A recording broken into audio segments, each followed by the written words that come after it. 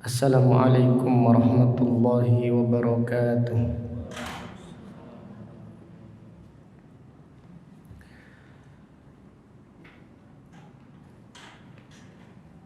Innal hamdalillah nahmaduhu wa nasta'inuhu wa nastaghfiruh wa na'udzu billahi min syururi anfusina wa min sayyiati a'malina. Man yahdihillahu fala mudilla lahu wa man yudlil fala hadiya lahu. Wa ashhadu an la ilaha illallah wahdahu la syarika lah. Wa ashhadu anna Muhammadan abduhu wa rasuluh. Amma ba'du fa inna asdaqal hadits kitabullah wa khairal hadi hadi Muhammadin sallallahu alaihi wasallam wa syarrul umuri muhdatsatuha wa kullu muhdatsatin bid'ah wa kullu bid'atin dhalalah wa kullu dhalalatin finnar. Allahumma faqihna fid din. Allahumma inna nas'aluka ilman nafi'ah wa rizqan thayyibah wa amalan mutaqabbalah. Allahumma inna na'udzubika min ilmin la yanfa' wa min qalbin la yakhsha wa min nafsin la tashba' wa min da'watin la yustajabu laha. Alhamdulillah, pada pagi hari ini kita sudah berada di hari yang keempat dari bulan Muharram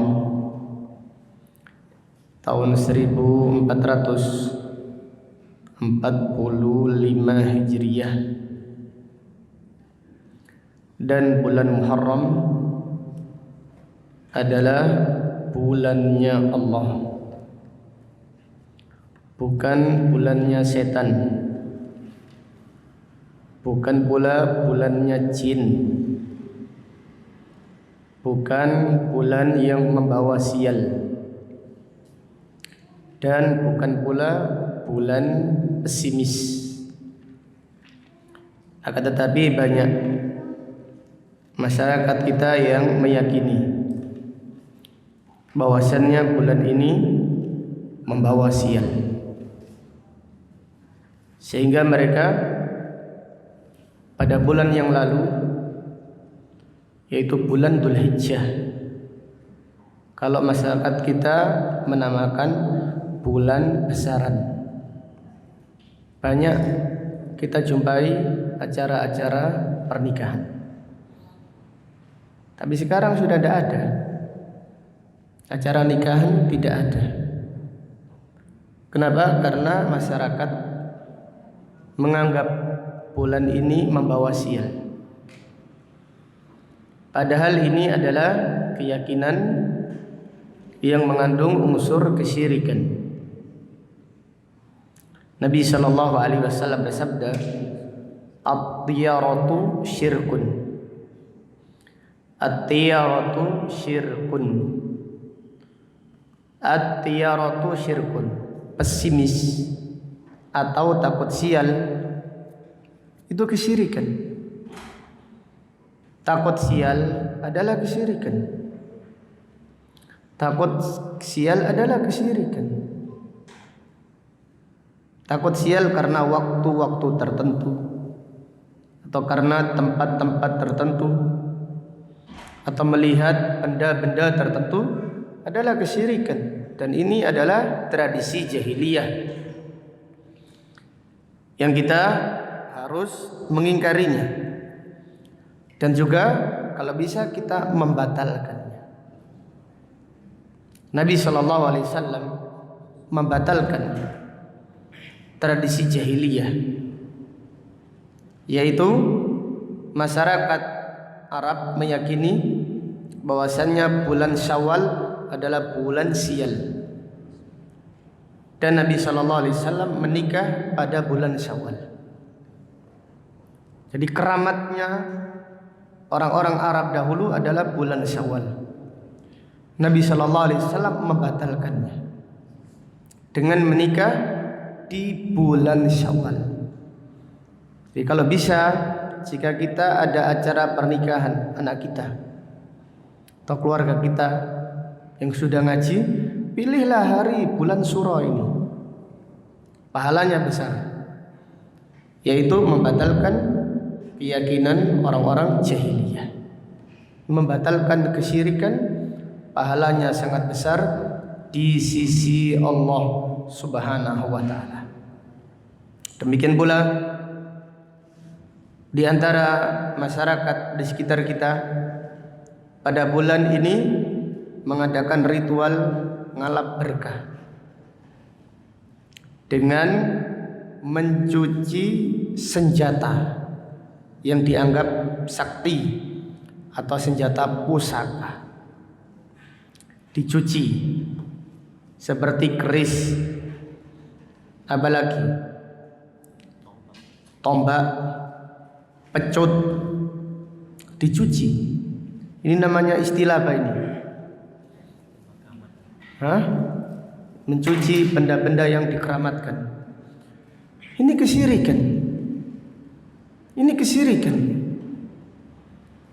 Nabi SAW bersabda, "Innar ruqa wat tamaima wat tiwalata syirkun." Sesungguhnya mantra dan jimat serta pelet adalah kesyirikan. Ini kenapa senjata tersebut kok dicuci? Karena dianggap sakti, dianggap bisa memberi keberkahan. Subhanallah, ini kesyirikan. Ini seperti jimat yang diingkari oleh Rasulullah sallallahu alaihi wasallam. Dan juga sebagian masyarakat ada yang mandi padusan. Kemudian ada pula yang ngalap berkah dengan kotoran kerbau. Kerbau diarak, kirap. Iya, diminta berkahnya. Subhanallah. Ini kesyirikan. Dan ini semuanya adalah perbuatan jahiliyah yang ditiru oleh kaum muslimin, yang mereka ikut-ikutan. Nabi SAW bersabda, "Man tashabbaha biqaumin fahuwa minhum." Siapa yang menyerupai suatu kaum, maka ia termasuk golongan kaum tersebut. Siapa yang menyerupai suatu kaum, dia termasuk golongan kaum tersebut. Demikian. Jadi kita harus mengajarkan, menyampaikan dengan cara yang hikmah, dengan cara yang lemah lembut. Karena banyak sekali tradisi jahiliyah yang dilakukan oleh kaum musyrikin tapi dicontoh kaum muslimin. Seperti ritual buang sial dengan cara meletakkan bunga ditambah telur, apalagi ada beberapa uang recehan, kemudian diletakkan di pojok kampung. Ini sebagai bentuk membuang sial, karena bulan ini menurut mereka adalah bulan yang membawa apa? Kesialan. Ini adalah tradisi jahiliyah. Ini adalah perbuatan-perbuatan yang tidak diridhoi oleh Allah Subhanahu wa taala. Di antara jahiliyah yang dilakukan oleh masyarakat itu jahiliyah yang dilakukan oleh orang Syiah pada bulan ini. Lebih tepatnya lagi tanggal 10 Muharram. Mereka menganggap kotoran imam mereka membawa berkah. Kotorannya imamnya orang Syiah membawa berkah, maka kotoran imamnya dimakan dan juga dioleskan ke wajah mereka, ke kepala mereka, badan mereka direbutkan. Subhanallah. Demikian kesyirikan itu menjijikkan. Syirik itu menjijikkan. Adapun tauhid itu sesuai dengan fitrah.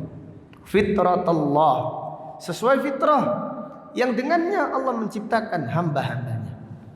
Jadi agama apabila sesuai dengan tauhid, itu adalah agama yang sesuai fitrah, sesuai hati nurani. Adapun kesyirikan itu menjijikkan. Naudzubillah, bagaimana mungkin? Ini kotoran orang dimakan. Kok kalau enggak orang gila? Seperti orang gila, naudzubillah. Dan juga selain tradisi jahiliyah atau keyakinan kesyirikan, banyak pula amalan-amalan yang tidak sunnah atau perkara-perkara bid'ah yang dilakukan oleh kaum muslimin. Contohnya mengucapkan selamat tahun baru Hijriah.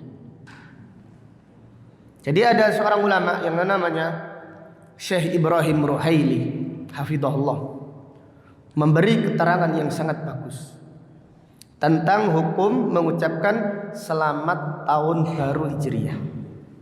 Beliau menjelaskan hukum selamat tahun baru Hijriah sama dengan hukumnya selamat hari baru.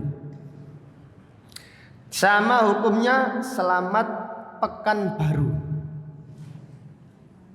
Dan juga sama dengan hukumnya selamat bulan baru. Sama-sama waktu. Hukumnya tidak ada yang membedakan. Sekarang pertanyaan, hari baru Hijriah dimulai kapan? Dimulai kapan? Iya, itu pekan ya. Pekannya dimulai hari baru Hijriah itu dimulai kapan? Maghrib. Jadi nanti maghrib kita mengucapkan selamat hari baru plus selamat pekan baru. Nanti malam kan malam apa? Malam Ahad. Selamat hari baru, bro. Selamat pekan baru. Nanti masuk bulan Safar kita mengucapkan selamat bulan apa? Baru. Apa hukumnya? Ya sama. Karena semuanya adalah waktu. Nanti lama-lama ada hukum menitan baru. Iya, kan waktu itu ada detik, ada menit, ada jam, ada hari, ada pekan, ada bulan, ada tahun. Sama, itu semuanya umur. Jadi kalau ini tidak ada dalilnya, itu tidak ada dalilnya. Yang dibolehkan mengucapkan selamat adalah selamat hari raya saja, ada dalilnya. Hari raya Idul Fitri dan hari raya apa? Idul Adha. Demikian. Jadi dengan demikian mengucapkan selamat tahun baru Hijriah adalah perkara baru di dalam agama yang tidak ada keterangannya dari Al-Quran dan Sunnah Rasulullah Sallallahu Alaihi Wasallam. Dan ini adalah keterangan yang sangat bagus. Bukan hanya mengetahui hukumnya saja, tapi detailnya, perinciannya dijelaskan. Hari, pekan, bulan, tahun itu sama. Jadi apabila kita mengatakan disunahkan mengucapkan selamat tahun baru Hijriah, mana dalilnya? Kalau ada dalilnya datangkan. Kalau tidak ada berarti sama mengucapkan selamat hari baru, selamat pekan baru, atau selamat bulan apa? Bulan baru. Nanti lama-lama ada selamat jam baru, selamat sore, selamat ini dan seterusnya. Subhanallah. Kemudian di antara perkara-perkara yang menyelisihi sunnah yaitu puasa di akhir tahun dan puasa di awal tahun. Subhanallah, seakan-akan ini ibadah yang sangat bagus. Mengakhiri tahun dengan puasa, mengawali tahun juga dengan apa? Dengan puasa. Ini tidak ada dalilnya. Kalau puasa niatnya Muharram saja silahkan, atau pas kebetulan hari Senin silahkan, atau hari Kamis niatnya bukan karena tahun baru, tapi niatnya karena puasa hari Senin dan Kamis. Ini tidak ada dalilnya. Mengawali tahun ada banyak masyarakat kita puasa tanggal 1 Syuro, 1 Muharram. Tidak ada dalilnya. Tidak ada contohnya dari Rasulullah sallallahu alaihi wasallam. Demikian pula di antara perkara yang menyelisihi sunnah adalah mengadakan peringatan tahun baru Hijriah, ya sama dengan peringatan Maulid Nabi sallallahu alaihi wasallam, peringatan Isra dan Mi'raj, peringatan nisfu Sa'ban, peringatan nuzul Quran dan yang lainnya. Ini sekiranya baik pasti dilakukan oleh Nabi sallallahu alaihi wasallam dan para sahabatnya radhiyallahu taala anhum. Jadi peringatan-peringatan tersebut tidak ada contohnya dari salafus salih, dari para sahabat, para tabi'in, para tabi'ut tabi'in. Padahal mereka adalah manusia yang paling semangat di dalam berlomba-lomba mengerjakan kebaikan. Dan di antara perkara yang menyelisihi sunnah adalah yang dilakukan oleh orang-orang Syiah. Mereka pada hari Asyura mengadakan ritual hari berkabung, ritual duka, memperingati kematian siapa? Husain. Subhanallah. Banyak para sahabat yang terbunuh seperti Umar bin Khattab, Utsman bin Affan. Bahkan Nabi sallallahu alaihi wasallam meninggalnya juga diracun. Ada sahabat Zaid ibn Haritha meninggal dunia pada peperangan banyak Hamzah. Tidak ada peringatannya.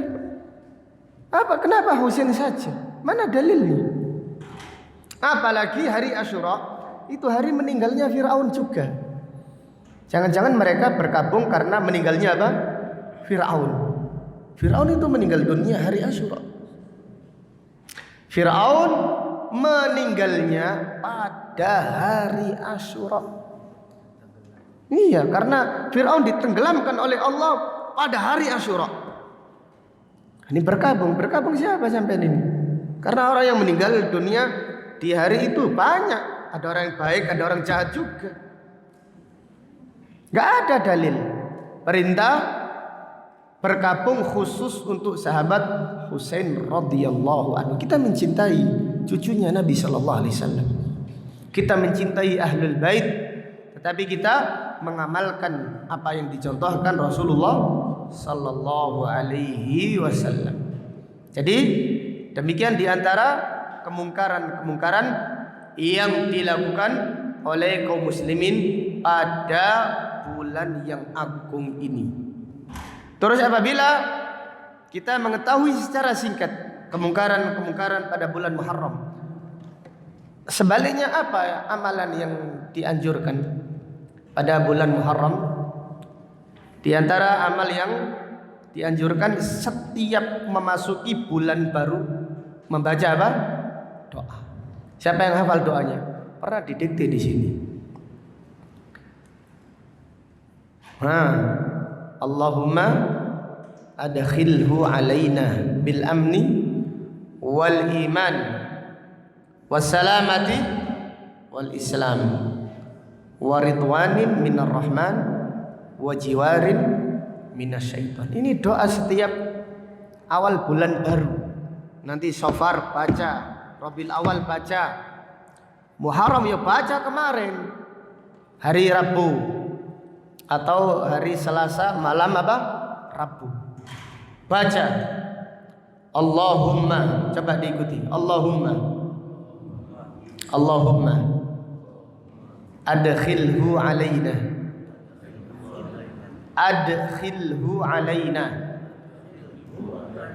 bil amni wal iman was salamati wal islam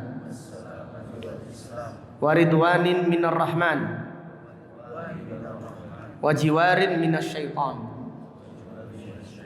Lagi Allahumma adkhilhu alaina bil amni wal iman was salamati wal islam wa ridwanin minar rahman wa jiwarin minasyaitan. Artinya, ya Allah, masukkan bulan ini kepada kami dalam keadaan aman dan iman, dalam keadaan selamat dan Islam, diberi perlindungan Ar-Rahman, diberi keridhaan Ar-Rahman, dan diberi perlindungan dari syaitan. Ini doa yang kandungannya agung.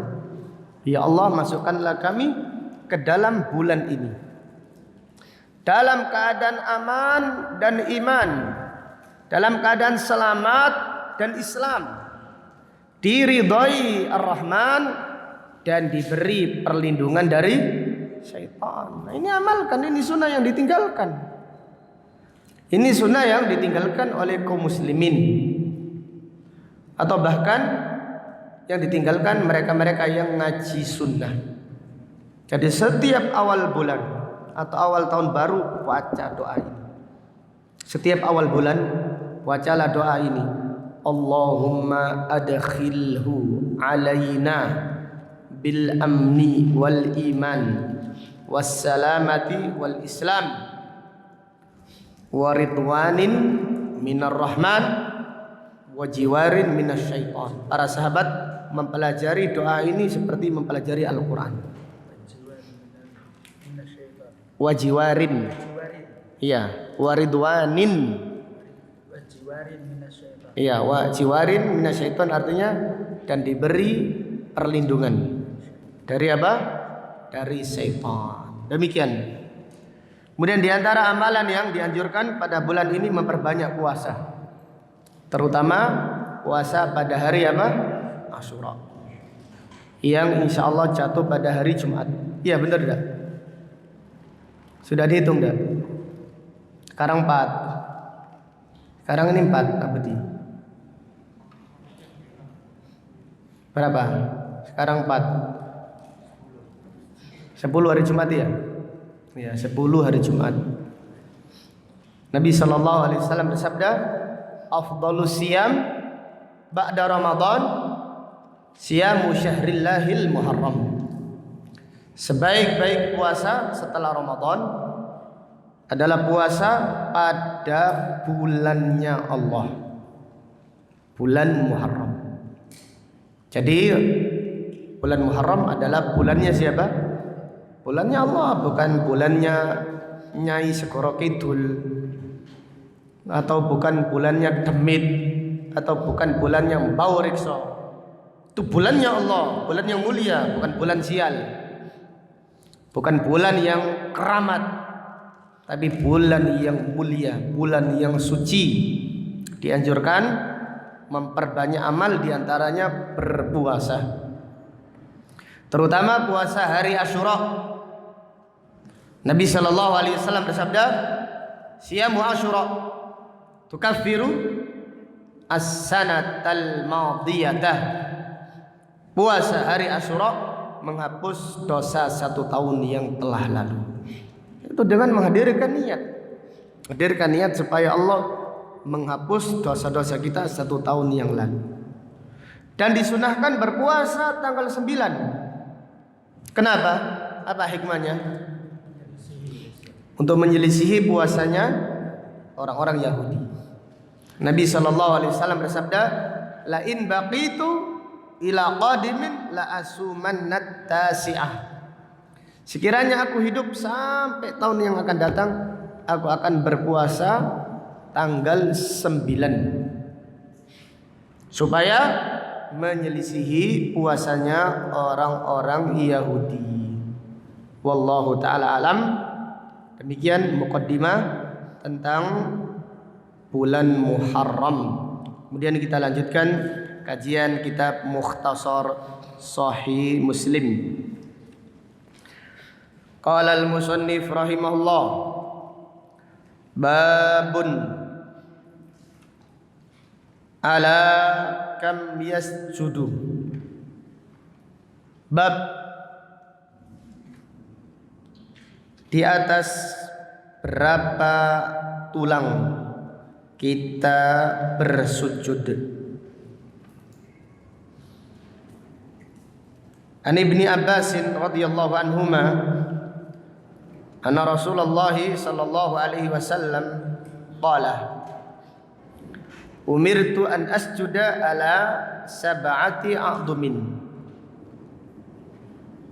Rasulullah sallallahu alaihi wasallam bersabda, aku diperintahkan untuk sujud di atas 7 tulang.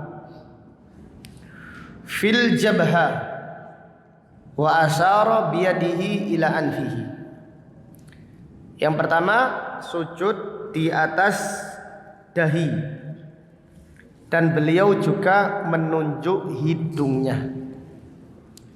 Jadi kita wajib sujud menempelkan dahi ke lantai, demikian pula menempelkan apa? Hidung. Wajib ini. Menempelkan hidung hukumnya wajib. Jangan sampai dahinya saja yang menempel, tapi hidungnya masih gantung. Nabi sallallahu alaihi wasallam bersabda, la salata liman la yusibu anfuhul ardah ma yusibu jabinuhu. Tidak ada salat, tidak sah salat seseorang yang hidungnya tidak menempel tanah seperti dahinya tidak menempel tanah. Jadi hidung apabila tidak menempel tanah, ya seperti dahi tidak menempel tanah. Jadi hidung wajib menempel tanah, sebagaimana dahi juga wajib menempel dengan lantai atau karpet atau tanah. Kembali kepada hadis. Wal yadain. Aku juga diperintahkan sujud di atas 2 tangan. Warijlain wa atrafil qadamain. Aku diperintahkan sujud di atas 2 kaki.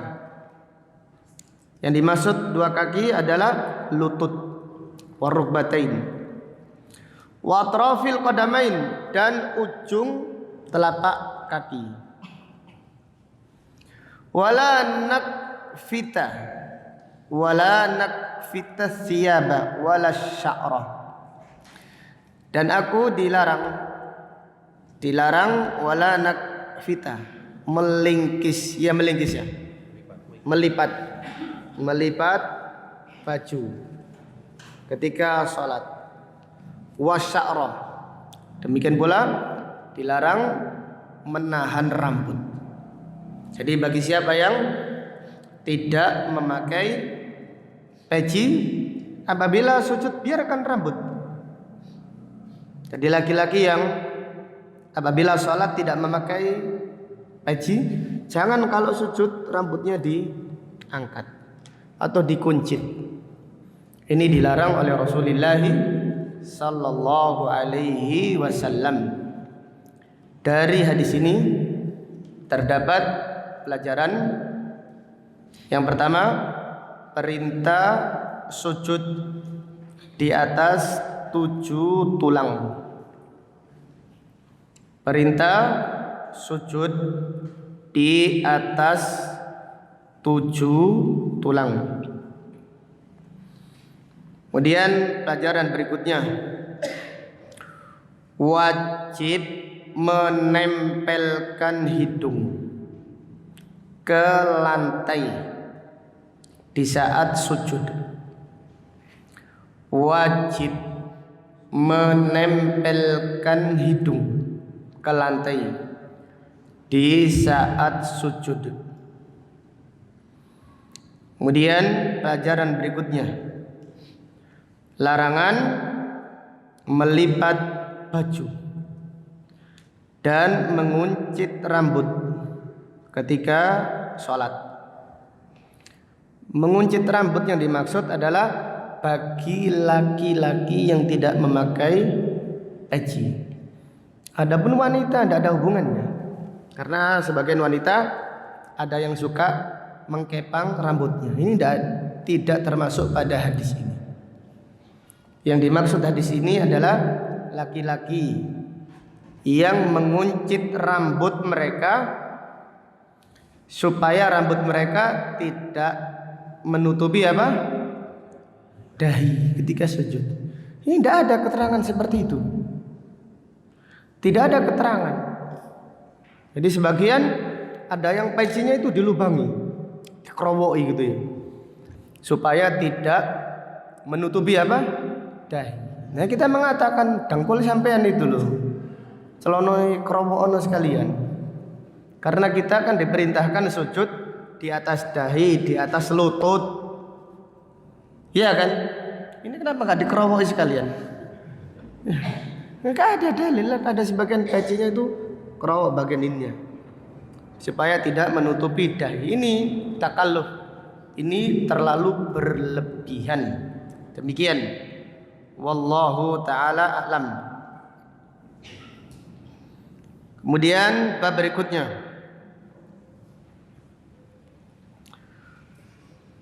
babun al-i'tidalu fi sujud wa raf'ul mirfaqaini. Bab tegak di dalam sujud dan mengangkat siku ketika sujud. An Anas radhiyallahu anhu qala Rasulullah sallallahu alaihi wasallam, i'tadilu fi sujud, tegaklah di dalam sujud. Wala yabsutu ahadukum dira'aihi in bisatal kalbi. Janganlah kalian menjulurkan tangannya seperti anjing. In bisatal kalb, kemana anjing menjulurkan tangannya atau membentangkan tangannya dengan meletakkan kedua telapak tangan ma'al mirfaqaini alal ard, yaitu meletakkan telapak tangan kemudian siku ini ditempelkan yaitu di lantai seperti ini. Jadi telapak tangan ditempelkan, kemudian siku menempel dengan apa? Tanah. Siapa yang seperti itu berarti sujudnya menyerupai apa? Menyerupai anjing.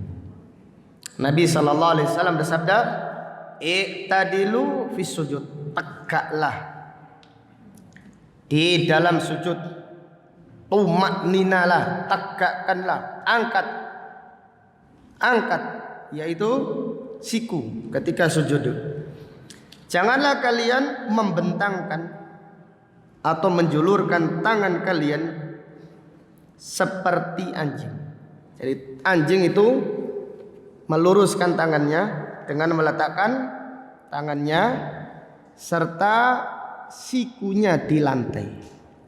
Ini dilarang oleh Rasulullah sallallahu alaihi wasallam. Dari hadis ini terdapat beberapa pelajaran yang bisa diambil. Di antaranya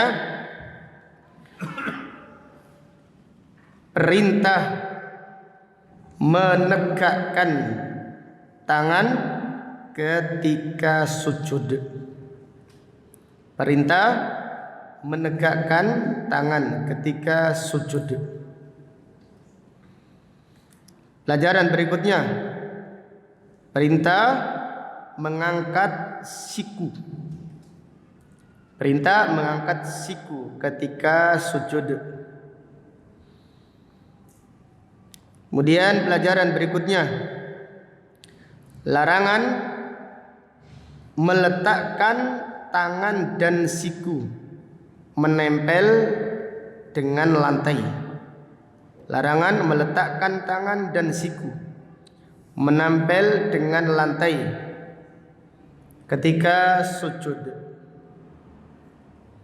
Kemudian tambahan faedah di luar salat, larangan menyerupai perbuatan binatang. Larangan menyerupai perbuatan binatang. Ada seseorang yang kadang-kadang siulan itu ngalahkan Ngalahkan burung. Siulannya hebat sekali. Menggonggong mengalahkan apa? Anjing. Larangan meniru. Allah menciptakan manusia itu dengan bentuk yang paling sempurna. Kok mencontoh perbuatannya apa? Binatang. Jadi Syekhul Islam Ibnu Taimiyah rahimahullah mengambil faedah dari hadis-hadis semacam ini, larangan meniru perbuatan binatang. Jadi ada beberapa yang kita dilarang meniru mereka. Contohnya kita dilarang meniru syaitan. Di antaranya kita dilarang meniru orang-orang kafir. Kemudian kita dilarang meniru perbuatannya binatang. Jadi kita dilarang meniru suaranya binatang. Demikian pula perbuatannya binatang. Wallahu ta'ala a'lam. Kemudian bab berikutnya, babun at-tajnihu fis sujud. Bab merenggangkan tangan ketika sujud. Gimana babnya di situ? Sayap. Merenggangkan lengan. Iya. Merenggangkan lengan ketika sujud. Terutama apabila kita sholat sendiri. Adapun ketika sholat berjamaah, hendaklah kita melakukan semampunya. Jangan sampai mengganggu apa? Orang lain. Mengamalkan sunnah, tapi kita sikut-sikutan dengan tetangga kita. Sikut gini. Ya jangan. Ini menyelisihi petunjuk Rasulullah sallallahu alaihi wasallam.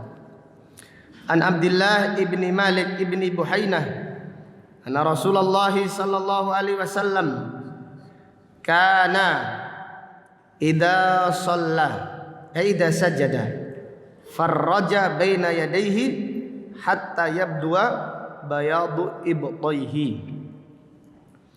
Dari Abdullah ibnu Malik ibni Buhainah bahwasannya Rasulullah sallallahu alaihi wasallam apabila salat, yang dimaksud apabila salat yaitu apabila apa?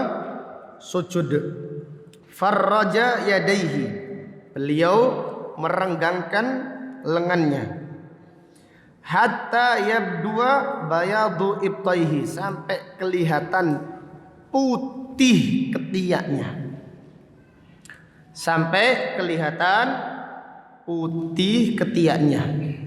Hadis ini jelas perintah atau anjuran merenggangkan lengan ketika sujud.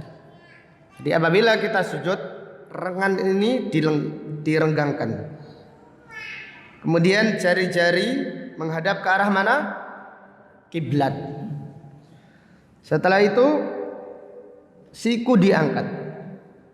Dan jari-jari kaki ditempelkan. Kaki ini ditempelkan.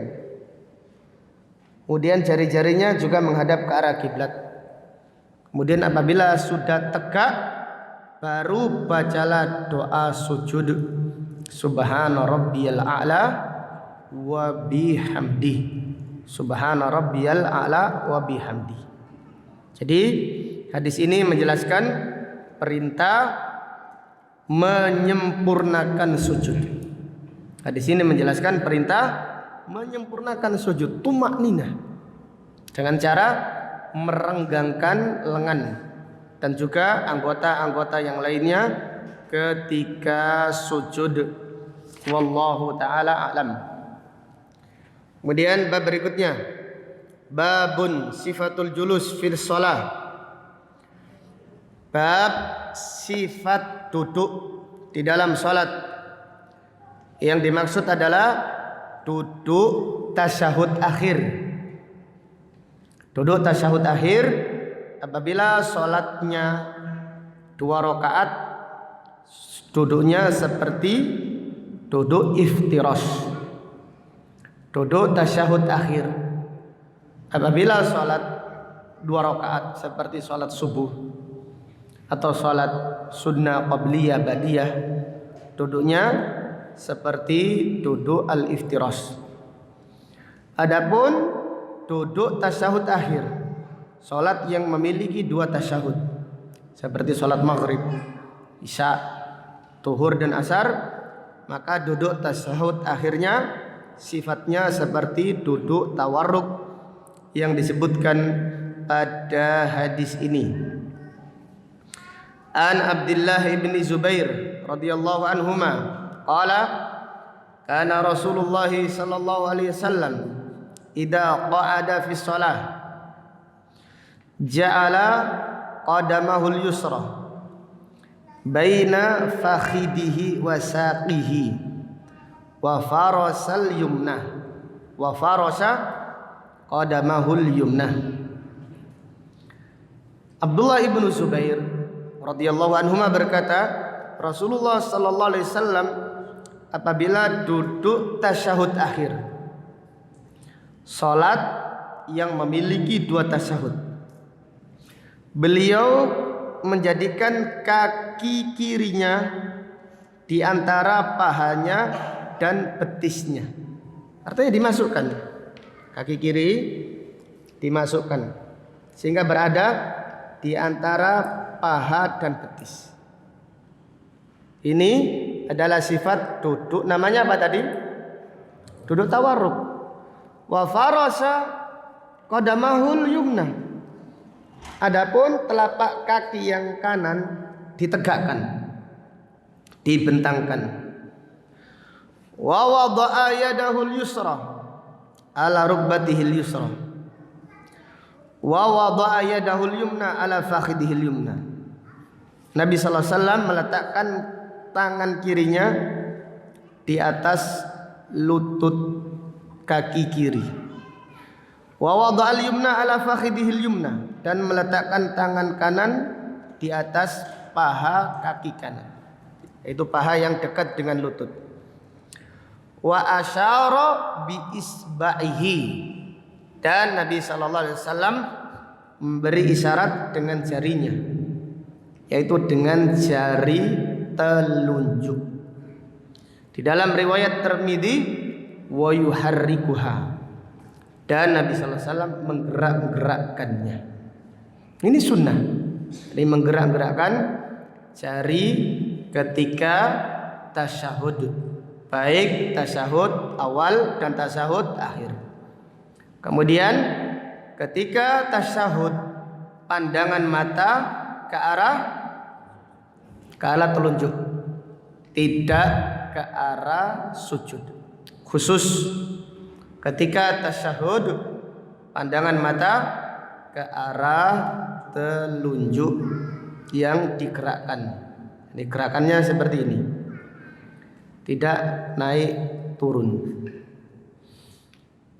Enggak seperti ini, tapi gini.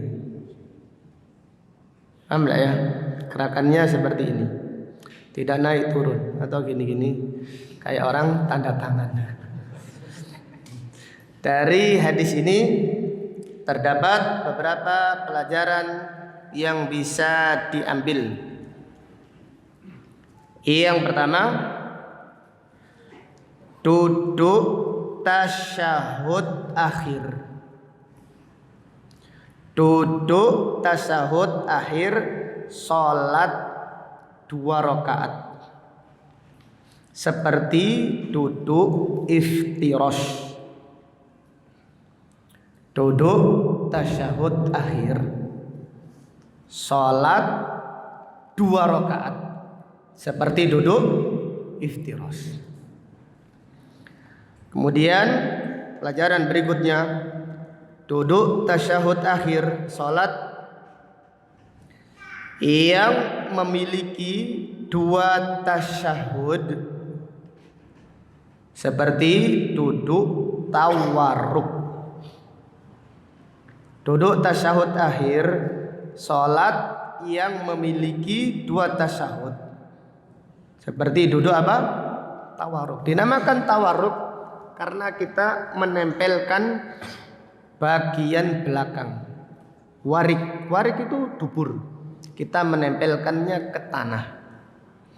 Dinamakan iftirash karena ketika kita sedang duduk, menduduki kaki kita sebelah kiri kita jadikan firas, kita jadikan kasur. Jelas ya? Kenapa kok dinamakan duduk tawarruk? Dan kenapa dinamakan duduk apa? Iftiras.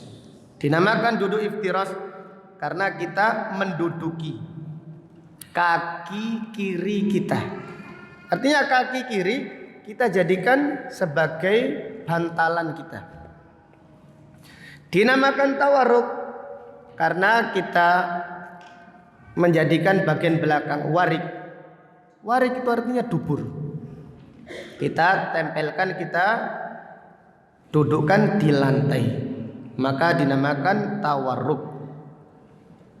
Jadi sekali lagi, salat atau tasyahud akhir, salat yang memiliki 2 tasyahud, duduknya adalah duduk apa? Tawarruk. Salat yang memiliki 2 tasyahud, tasyahud akhirnya duduknya duduk apa? Duduk tawarruk. Tapi kalau sholat yang memiliki 1 tasyahud saja, seperti sholat subuh, seperti sholat apa? Qabliyah, ba'diyah, duduk tasyahud akhirnya duduk apa tadi? Duduk iftiras. Kemudian pelajaran berikutnya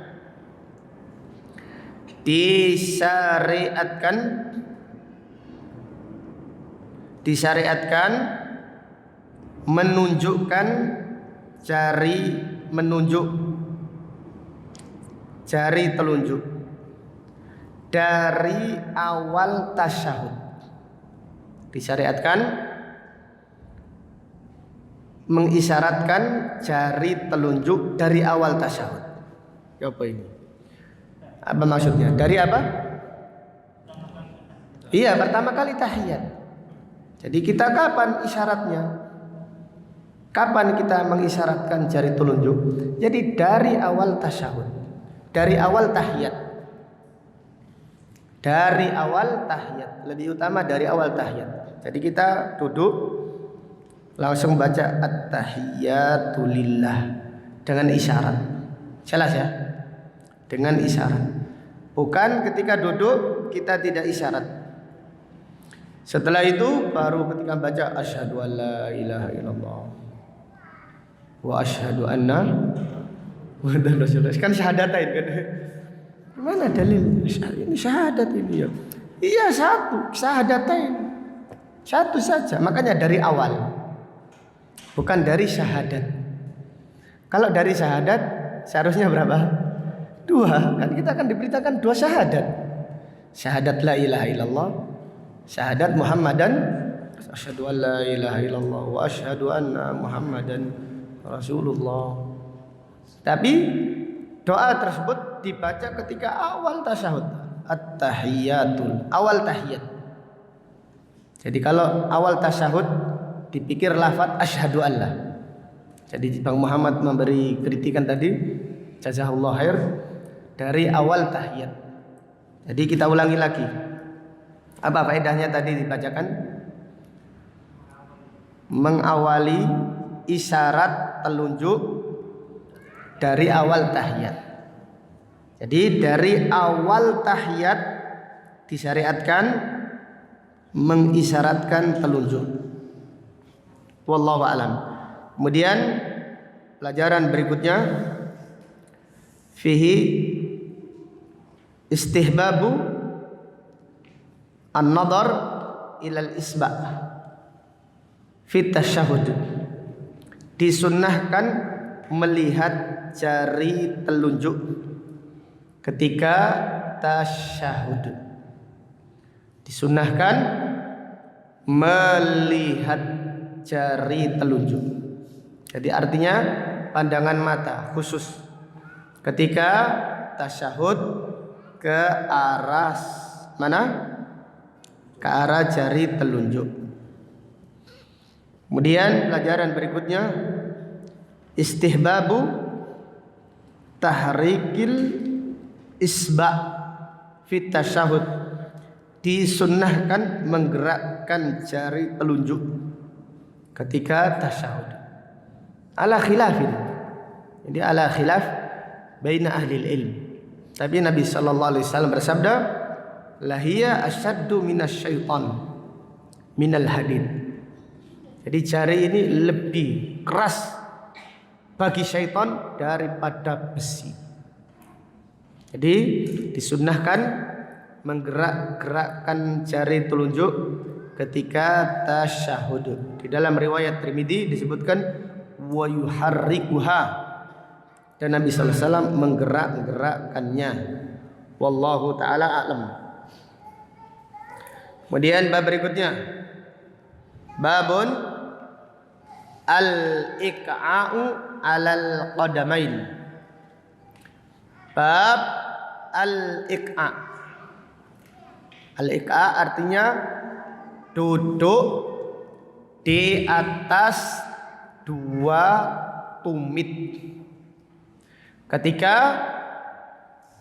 duduk di antara dua sujud dan ketika duduk istirahat. Jadi contohnya bagaimana teman-teman? Coba disebutkan, coba dicontohkan Pak Yusuf. Nah seperti itu. Nah, duduk di atas dua tumit. Iya. Ini disunahkan kadang-kadang. Disunahkan kadang-kadang ketika duduk di antara dua sujud dan ketika duduk istirahat. Adapun duduk tasyahud tidak disunahkan iqa'. Kali lagi, iqa' adalah duduk di atas dua tumit. Duduk di atas dua tumit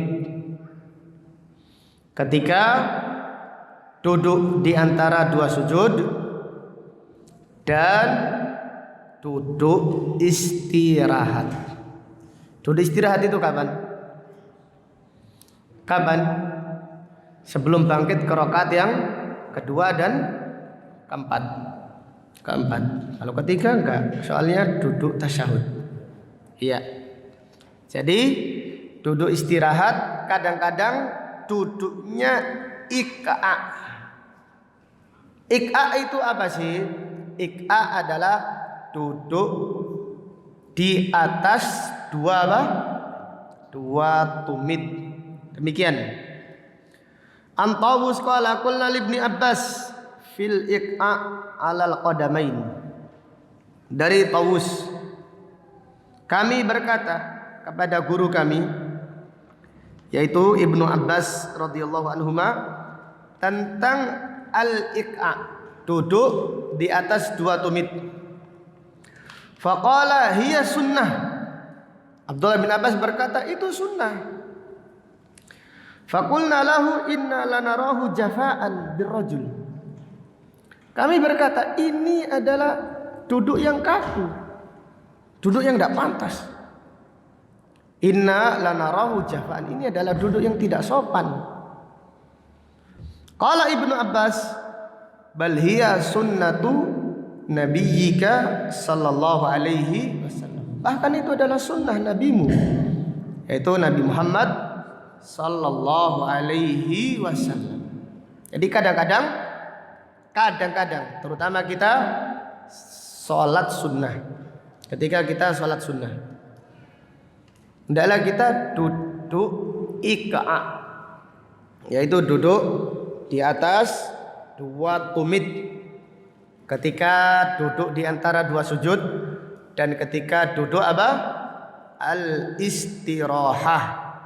Dari hadis ini terdapat pelajaran dan faedah yang bisa diambil. Yang pertama,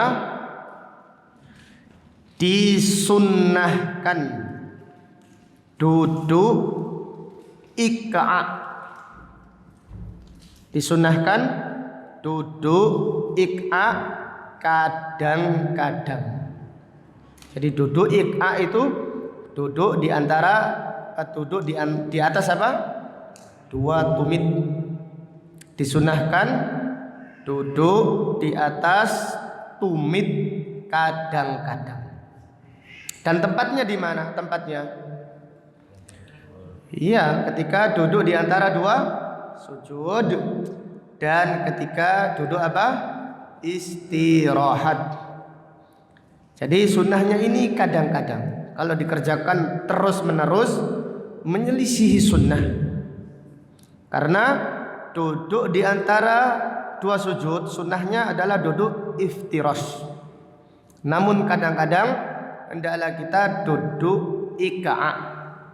Jadi kalau sunnahnya kadang-kadang, maka kita juga mengamalkannya apa? Kadang-kadang. Demikian pula ketika duduk istirahat. Duduk istirahat adalah duduk sebelum bangkit ke rakaat yang kedua, dan rakaat yang keempat disunahkan duduk. Duduknya duduk iftirash, tetapi hendaklah kadang-kadang kita duduk ika'. Ika artinya duduk di atas dua tumit. Kemudian pelajaran berikutnya, fihi al-hathu ala ihya'is sunnah, anjuran menghidupkan sunnah yang telah mati. Anjuran menghidupkan sunnah yang telah mati. Ika ini sudah tidak ada, hampir tidak ada. Tidak pernah kita menjumpai, jarang sekali. Kecuali penuntut-penuntut ilmu yang sungguh-sungguh mengamalkan sunnah Rasulullah sallallahu alaihi wasallam. Jadi ketika duduk di antara dua sujud, duduk ika, terutama kalau sholat sunnah, supaya kita tidak menyelisihi yang lain. Imamnya duduk iftirash, makmumnya duduk apa? Ika. Ya ini tidak bagus juga. Tapi kalau kita sholat sendiri, otomatis kita berhak. Kita tidak mengikuti siapa-siapa. Kita sholat sendiri. Maka ketika duduk tasyahud, hendaklah kadang-kadang kita mengamalkan sunnah ini. Karena sunnah ini adalah sunnah yang mati. Jadi sunnah yang duduk. Gimana Mas Agus tadi? Contohkan lagi. Iya. Seperti itu. Duduk seperti itu ketika duduk di antara dua sujud, dan ketika duduk apa? Istirahat. Hidupkan, dan hidupkan dengan bangga, senang, gembira. Sebut dengan wisin Ustaz saya duduk. Kenapa Anda malu? Sunnah Nabi SAW kok malu? Kita menghidupkan sunnah itu dengan bangga, dengan bahagia, bukan minder.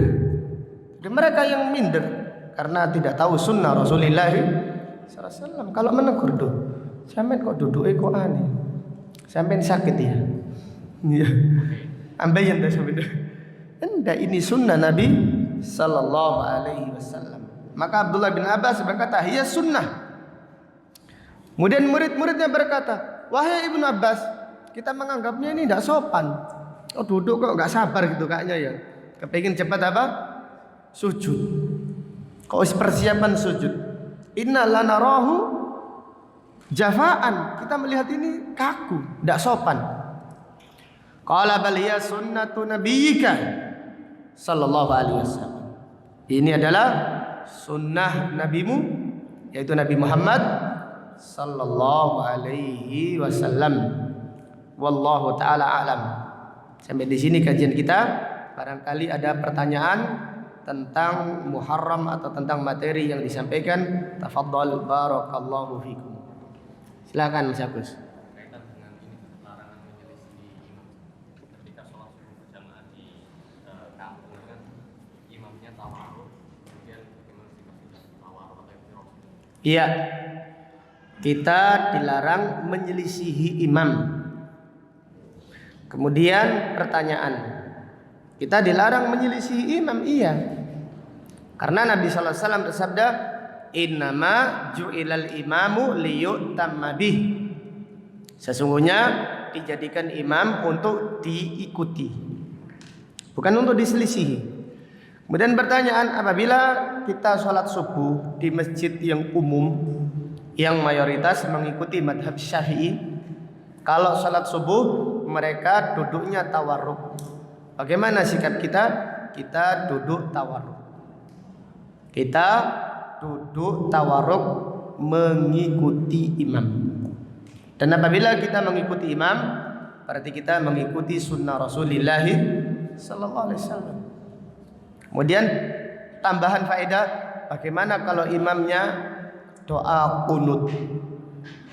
Maka kita juga mengangkat tangan, mengamini kunutnya imam. Jelas ya? Jadi masalahnya itu bukan kunutnya, bukan tawaruknya.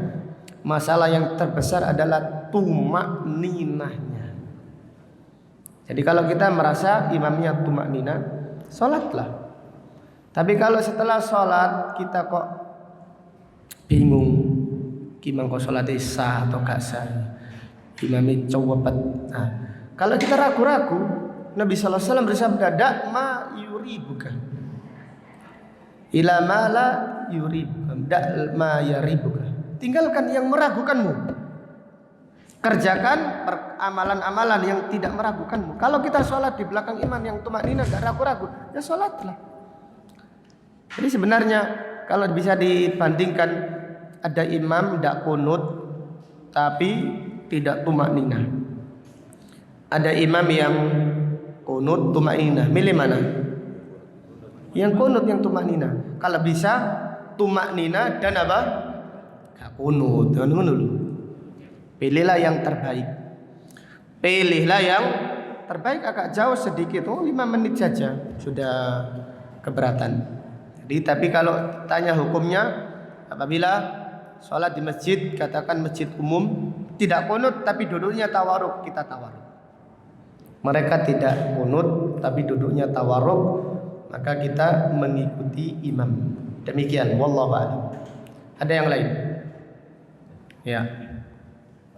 Kalau kita sholat malam, kemudian ditutup dengan witir 3 rakaat dengan 1 tasyahud. Duduknya apa? ya, pertanyaan bagus. Ini yang saya sendiri masih belum bisa memecahkan permasalahan ini. Sekarang duduknya ini 1 tasyahud, tapi sholatnya 3 rakaat. Ini khilaf. Sebagian ulama ada yang mengkiaskan dengan sholat maghrib dan sholat isya, karena sholatnya 3 rakaat. Ada yang lain mengkiaskan dengan sholat subuh, karena duduknya tasyahud. Tapi wallahu alam. Karena Nabi lafaz hadisnya yang di Bukhari dan yang lainnya, karena Nabi sallallahu alaihi wasallam idza shalla rakaataini. Nabi sallallahu alaihi wasallam apabila sholat 2 rakaat, duduknya iftirash. Dengan demikian apabila kita sholat witir 3 rakaat sekali salam, duduknya duduk tawarruk. Wallahu a'lam, ala khilaf. Jadi apabila kita sholat witir dengan 1 salam, 3 rakaat 1 salam, duduknya duduk tawarruk. Dan ini yang kita jumpai dari guru kami Syekhuna Syekh Abdul Aziz Mandi hafizahullah. Kalau beliau sholat witir 3 rakaat sekali salam, duduknya duduk tawarruk. Dan juga ada imam di Bahrain, Anas Al-Imadi qari, yang suaranya sangat bagus, barakallahu fi, tapi sangat gigih dengan sunnah. Kalau Ramadan sholat witir 3 rakaat sekali salam, duduknya duduk tawarruk. Dan sekali lagi ini khilaf, karena dalilnya kias. Kias kemana ini? Lebih condong ke sholat subuh atau lebih condong ke sholat maghrib? Tapi karena ada lafaz apabila Nabi sallallahu alaihi wasallam sholat 2 rakaat, nah, seperti itu. Wallahu a'lam.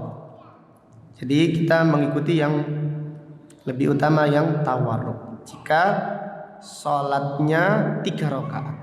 Demikian, wallahu a'lam. Moga Mas Agus. Terkait larangan menyerupai perbuatan binatang atau suara binatang.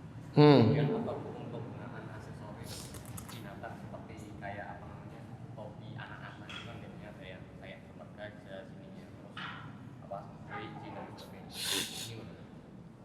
Iya, kita kan dilarang. Jadi mengenai menyerupai binatang, larangan menyerupai binatang. Ada manusia pakai topeng monyet, iya kan?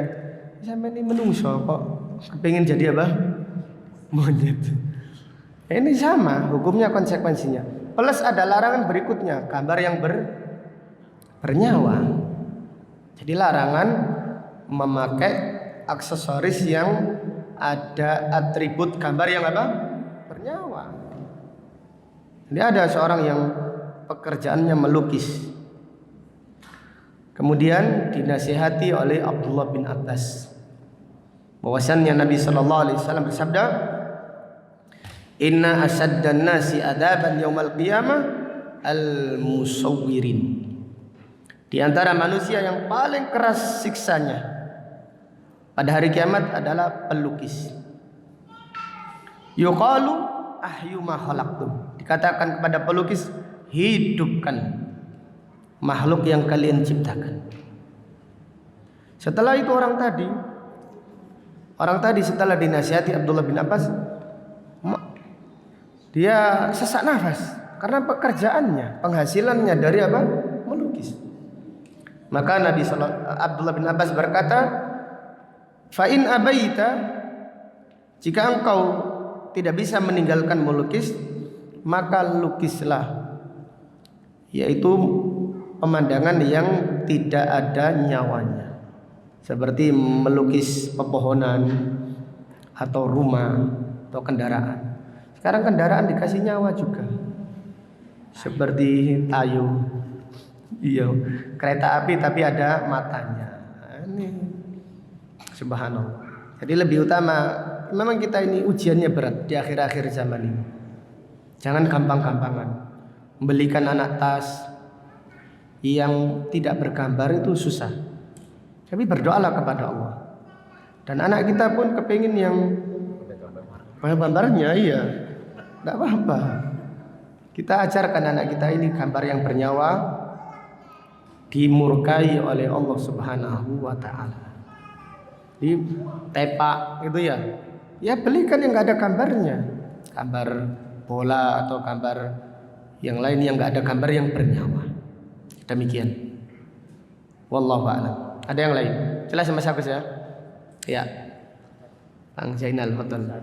Sama jamaah yang lain kan sering mengamalkan ikhtiros ketika sholat 2 rakaat.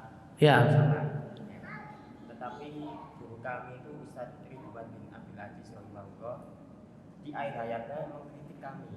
Katanya kalau duduk ikhtiros itu hadisnya global, umum, tapi kalau tambahan hadisnya sahih. Akhirnya mulai sejak saat itu saya mengamalkan yang tambahan itu ketika sholat 2 rakaat sama-sama. Ini bagaimana? Yang pertama kita mendoakan beliau, semoga Allah merahmati beliau, rahimahullah rahmatan wasi'ah, semoga Allah menempatkan tempat yang mulia di sisinya, karena beliau selama hidupnya semangat di dalam mendakwakan tauhid dan sunnah. Jazahullahu khairan, semoga Allah membalas kebaikan di sisinya. Adapun masalah hadisnya dhaif di mana? Bukhari. Hadisnya global, umum. Kalau yang ikhtiros. Global di mana? Globalnya di mana? Hadisnya di Bukhari. Nabi sallallahu alaihi wasallam apabila salat 2 rakaat, iftarasal yusra wa nasabal yumna. Hadisnya di Bukhari dari sahabat Abu Humaid As-Sa'idi. Nabi sallallahu alaihi wasallam apabila salat 2 rakaat, beliau menduduki kaki kirinya dan menegakkan, yaitu apa? Menegakkan kaki kanannya. Hadisnya jelas ya. Dan ini madhabnya Abu Hanifah. Demikian pula madhab yang dipilih oleh Imam Ahmad bin Hanbal. Abu Hanifah semua sholat itu duduknya iftiras. Sholat 2 rakaat iftiras. Madhab Abu Hanifah sholat 2 rakaat iftiras. 4 rakaat juga duduknya iftiras. Salat 4 rakaat pun duduknya iftiras. Demikian. Tapi Imam Ahmad bin Hambal memerinci. Kalau sholatnya ada 2 tasyahud, salah satunya iftirash, salah satunya tawarruk. Imam Syafi'i pun sama. Perbedaan Imam Ahmad sama Syafi'i ketika sholat 2 rakaat sekali salam. Imam Syafi'i mengatakan duduknya tawarruk, dan Imam Ahmad mengatakan duduknya iftirash. Imam Syafi'i mengatakan ini tasyahud akhir. Imam Ahmad menguatkan karena ada lafaz Nabi sallallahu alaihi wasallam apabila salat 2 rakaat. Idza shalla raka'ataini. Jadi karena ada salat 2 rakaat, nasabal yumna duduknya duduk iftirash. Dalilnya jelas. Kalau ada khilaf memang khilaf. Berarti beliau lebih menguatkan pendapatnya Al-Imam Syafi'i rahimahullah. Jadi masing-masing beristihad. Semoga Allah merahmati semua ulama kaum muslimin. Wallahu a'lam. Monggo yang lain silahkan. Ya Bang Muhammad.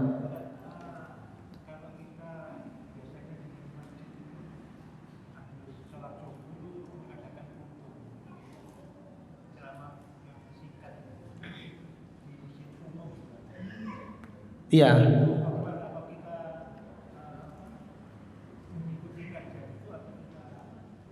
Kultum. Ya, kultum kan singkat saja, sampai sholat di situ. Bagaimana kita mendengarkan atau tidak? Kultumnya lama atau tidak? Kajian atau gimana?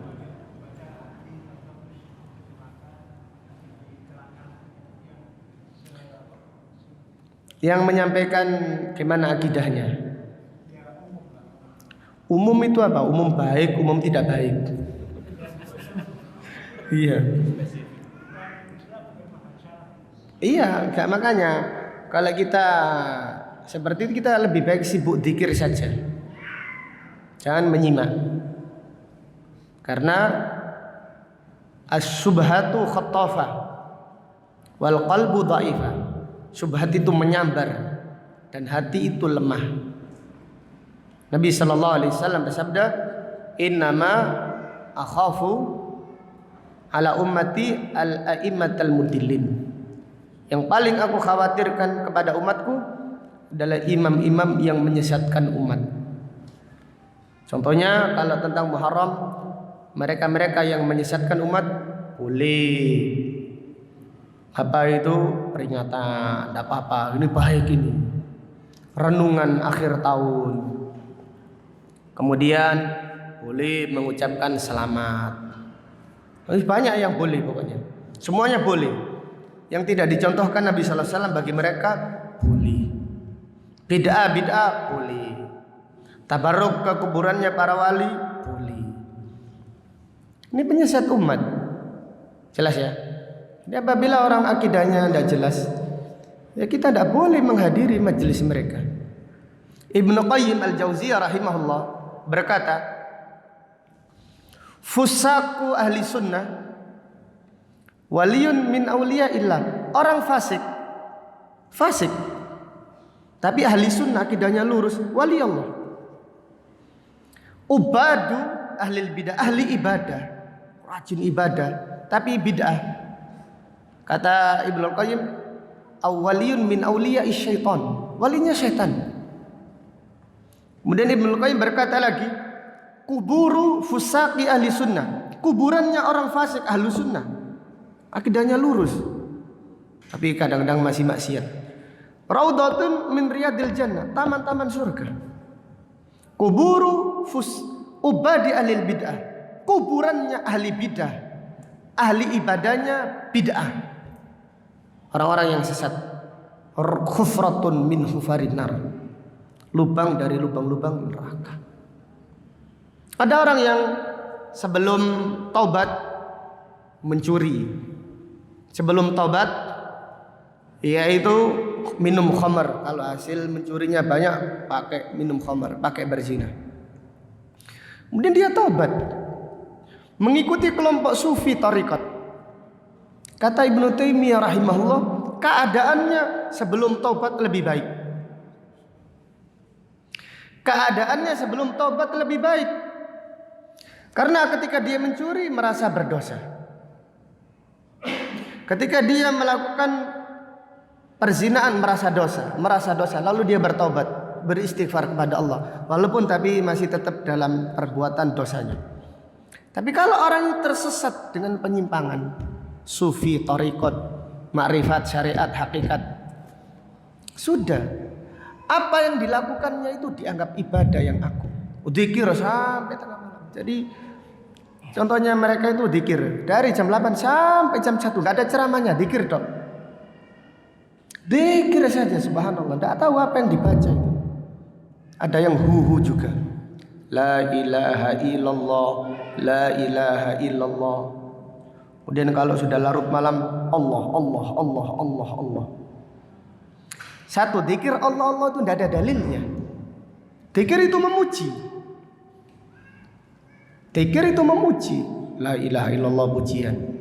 Alhamdulillah pujian. Allah, Allah ini apanya yang dipuji?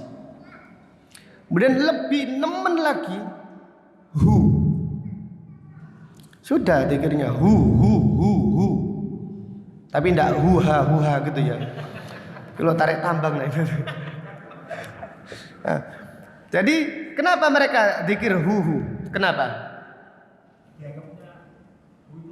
Iya, mereka menganggap Allah menyatu dengan mereka. Subhanallah. Nah, lihatlah mereka kadang-kadang dzikir ada yang sampai seperti orang kesurupan. Iya, saking lamanya dzikir. Mungkin Allah mungkin tidak tahu 1000 kali mungkin. Iya. Subhanallah. Sufyan Ats-Tsauri berkata, al-bid'atu ahabbu ila iblis minal maksiyat. Bid'ah itu lebih dicintai iblis daripada maksiat. Lianna al-maksiyata yutabu minha, karena maksiat itu orang pasti merasa salah, tidak mungkin orang yang bermaksiat menganggap ibadah. Pasti dalam hati nuraninya itu merasa salah, sehingga dia istighfar walaupun ulang lagi. Iya, tobat sambel. Tapi lumayan ono tobatnya. Wal bid'ah la yutabu minha, alul bid'ah tidak mungkin taubat karena mereka menganggap ini ibadah. Dan mereka yang iktikaf di kuburan, kata Syekh Muhammad bin Abdul Wahab, subhanallah, bukankah iktikaf di kuburan itu perbuatannya kaumnya Nabi Nuh? Kok dianggap menjadi ibadah yang paling agung pada umat ini? Ketika diingatkan, tak mungkin mereka menerima dengan lapang dada sekaligus. Mereka menganggap ini seperti pahalanya seperti haji dan umroh, sempurna. Jelas ya? Jadi lihatlah. Jadi kalau kita ini belajar, lihatlah kepada guru kita. Kalau akidahnya lurus, dengarkan. Walaupun penyampaiannya datar, dengarkan. Kalau akidahnya rusak, ya sudah, jangan dengarkan. Lebih baik pulang, dzikir di rumah wis. Lebih baik pulang di rumah, dzikir di rumah. Kalau kultumnya cuma 5 menit ya, sampai sabari di situ sambil berzikir saja. Ada seorang yang ceramah kultum dengan kultum yang bid'ah di zamannya A'mas. Maka A'mas bukan kita ini. Ada orang ceramah di depan imam gini. A'mas langsung menghadap ke timur, membelakangi kiblat. Kemudian mencabut bulu ketiaknya. Watak gini. Orang-orang negur, wah imam, Anda ini ulama. Ada orang ceramah sampai tidak sopan. Ini sunnah ya akhi. Dia ini bid'ah ini. Ceramahnya bid'ah. Kita kan tidak berani kayak gitu. Iya. Bisa ditawar orang mungkin. Mas berani. Mas berani sunnah Nabi sallallahu alaihi wasallam. Ceramahnya bid'ah. Ngapain bisa dengarkan ceramahnya orang bid'ah? Ya, kalau sampean berani amalkan itu juga bagus itu. Kuat-kuatan mental itu. Kena mental kan orangnya. Tatak nih orang. Iya, ini sunnah Nabi sallallahu alaihi wasallam. Tapi kumpul itu bulunya itu jangan sampai. Seperti itu, bahaya sekali mendengarkan ahlul bidah. Muhammad bin Sirin berkata, "Inna hadzal ilma dinun, fangduru amman ta'khudhu dinakum." Sesungguhnya ilmu agama adalah agama itu sendiri. Maka kepada siapa? Lihatlah kepada siapa kalian mengambil agama kalian. Jangan dilihat penyampaiannya. Lihat akidahnya dulu. Akidahnya lurus, Masya Allah, istiqamah di atas sunnah, manhajnya salaf, ambil ilmunya. Demikian. Wallahu a'lam. Cukup ya? Baik, insyaallah akan kita lanjutkan pada kajian yang akan datang. Allahumma qsim lana min khasyiatika ma tahulu bihi bainana wa baina ma'asik, wa min ta'atika ma tuballighuna bihi jannatak, wa minal yaqini ma tuhawwinu bihi alaina masa'ibad dunya. Allahumma mati'na bi asma'ina wa absarina wa quwwatina ma ahyaitana waj'alhu al-waritha minna waj'al sa'rana 'ala man dhalamana wansurna 'ala man 'adana wa la taj'al musibatana fi dinina wa la taj'alid dunya akbar hammina wa la mablagha ilmina wa la tusallit 'alaina man la yarhamuna. Allahumma ighfir lana wa liwalidina wa li asatizatina wa li wulati umurina wa lil muslimina wal muslimat wal mu'minina wal mu'minat al ahya'i minhum wal amwat. Rabbana hab lana min azwajina wa dhurriyyatina qurrata a'yun waj'alna lil muttaqina imama. Rabbana ighfir lana wa li ikhwanina alladhina sabaquna bil iman wa la taj'al fi qulubina ghillan lil ladzina amanu rabbana innaka ra'ufur rahim. Subhanaka Allahumma wa bihamdika asyhadu an la ilaha illa anta astaghfiruka wa atubu ilaik. Wa sallallahu ala nabiyyina Muhammad wa ala alihi wa sahbihi wa sallama taslima. Walhamdulillahi rabbil alamin. Assalamualaikum warahmatullahi wabarakatuh.